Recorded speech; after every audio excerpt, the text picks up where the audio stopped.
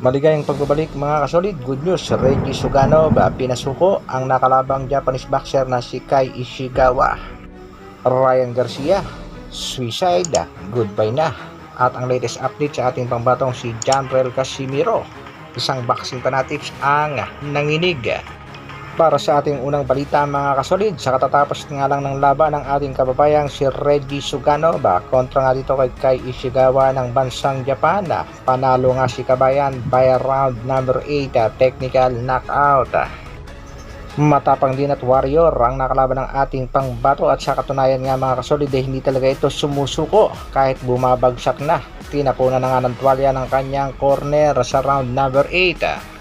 Panalo nga si kabayang Reggie Suganov, at ang masaklap dyan mga kasolid, diretso hospital ang nasabing Japanese boxer pagkatapos ng kanilang matinding bakbakan. Samantala, King Ryan Garcia tila nasobrahan na nga sa pag-hype mga kasolid matapos niyang manalo itong si King Ryan Garcia dito nga kay Devin The Dream Haney. Ay matatandaan natin kagad niyang hinamon itong si Gervonta Tank Davis para sa kanilang rematch. Isa rin sa mga gustong makalaban itong si Ryan Garcia ay ang Japanese monster na sina Naoya Inoue. Naghamon din si Garcia dito kay Errol Spence Jr. at sinabi nga nitong si King Ryan, ina-knockout niya itong si Errol Spence Jr. At ito nga ang latest mga kasolid, ang hinahamon naman itong si King Ryan Garcia ay ang heavyweight na si Anthony Joshua. Ayon nga sa mga boxing fans, tila gusto na ni Ryan Garcia mag-suicide. Dahil kahit ano daw gawin itong si Ryan Garcia ay hindi ito mananalo dito kay Anthony Joshua. Ito nga ang remarks ni Ryan Garcia. I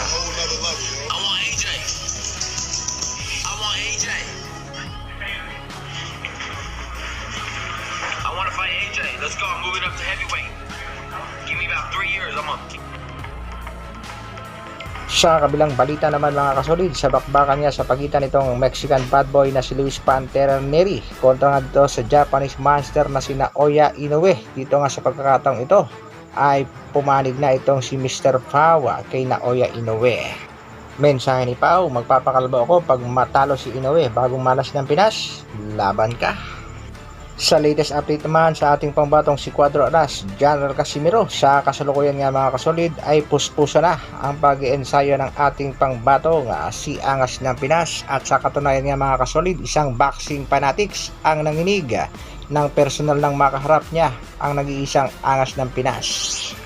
Courtesy kay Oyod Boxing Fanatics. Good job bro. Laki yung tiyan natin, no? Ayan, no? Nanginig yung nanginig yung kamay ko. Pasensya na.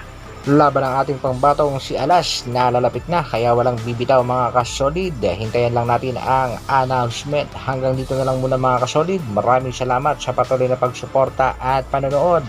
Isang like naman dyan, at sa mga bagong mapapadaan sa ating munting channel, pa-share, subscribe na rin. Mabuhay Dr. Alvin Vlogs. Brrrr.